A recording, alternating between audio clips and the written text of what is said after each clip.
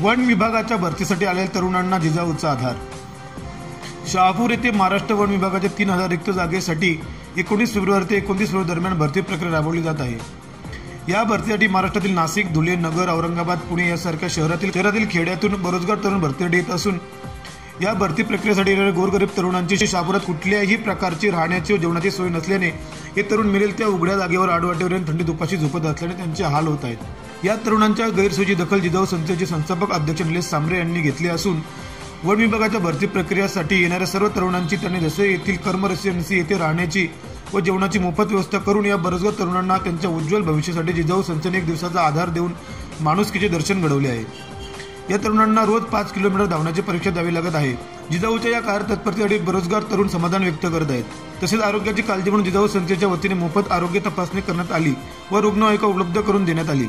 काय नाही, जेव्हा मी ग्राउंडवर आलो तेव्हा काय ग्राउंडवर काही सोयी व्यवस्थित वाटली नाही।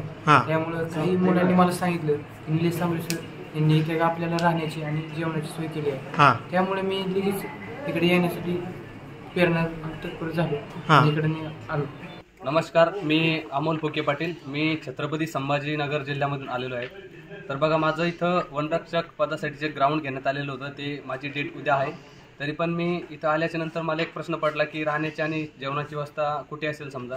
तर मी इथे एक ऐकून म्हणण्यापेक्षा मी इथं आल्यानंतर मुलांनी डिस्कस केला तर ते म्हणाले की इथे जिजाऊ शैक्षणिक व सामाजिक संस्थेचे संस्थापक आहे, तर त्यांचं नाव आहे निलेश सांबरे सर यांनी इथं खाण्याची आणि राहण्याची इथं एकदम व्यवस्थित सोय केलेली आहे।